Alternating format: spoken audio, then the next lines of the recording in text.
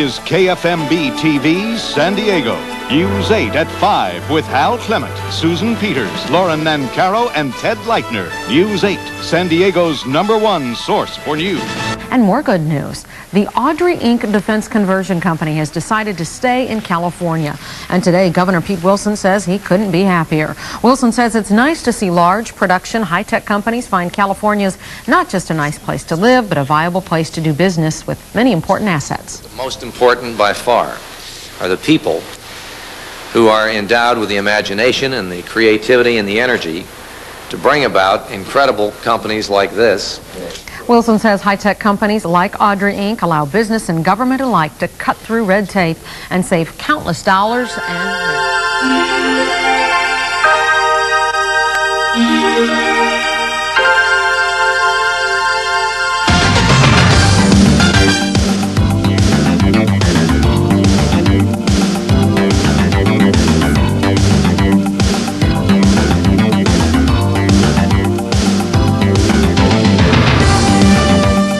We are at the dawn of a new age in information technology. In the next few minutes, you'll be introduced to a company whose innovations will influence many aspects of our everyday lives. Audre has just completed the development of placing our recognition system on an industry standard engineering workstation manufactured by Apollo Computers. And this represents the culmination of 4 years worth of work by our engineering staff and also the research scientists at Carnegie Mellon University. In fact, we've also booked our first orders for the system, so we hope it's going to be a very successful product introduction. Audre converts microfilm or paper, engineering drawings, documents, blueprints, or schematics into a computer intelligent format. And we're basically opening up the eyes of the computer so it can see these drawings and these documents and understand their contents. We as individuals, the majority of what we have learned has been through our own vision systems. So as we see information, we're able then to utilize that information. We're now allowing the computers to see these documents, understand their contents, and then be able to deploy their power in processing that information and make that information available. So it's not just scanning the documents in?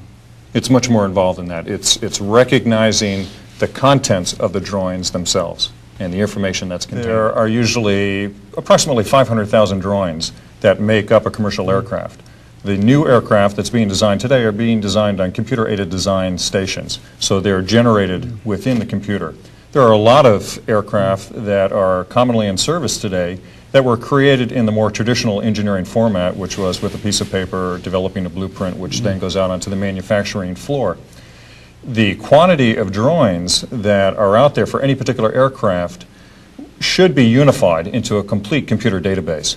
So taking those pre-existing drawings, showing those to a computer through the Audre process so the computers can then understand them is a major step. It is representative of companies such as Hughes Aircraft, Martin Marietta, GTE, some state and local governments, and these are generally large institutions that have a tremendous knowledge resource in their drawings that they want to be able to tap into. These drawings represent the knowledge behind our technology. And as long as they remain in a very static paper format, we really can't avail ourselves of that information as rapidly and as effectively as we should be able to do so. So by taking those paper documents or those microfilm documents and converting those into a computer intelligent format, we're basically unleashing the knowledge that's contained on those drawings and opening it up so it's much more readily available. Then you might ask, how big's the problem? Our company is emphasizing the more developed and the more sophisticated large organizations, but it can reach that smaller audience, and it's also a worldwide audience. Since our system is based upon artificial intelligence, where you train it to look for the information that you want to be able to discern off these drawings, it doesn't matter what language that information is contained in. You create a knowledge base. It's very much like sending the computer to school.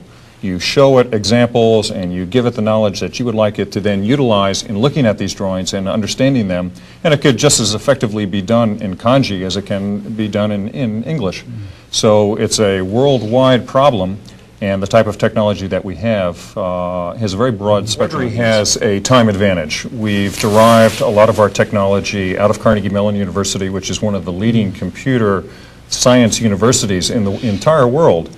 And so we have a significant head start. No one has the level of technology, none of the people that we compete with have the level of technology that Audre has, and we've deployed it on a very functional computer. And so we believe that our window of opportunity is the market is out there that's existing.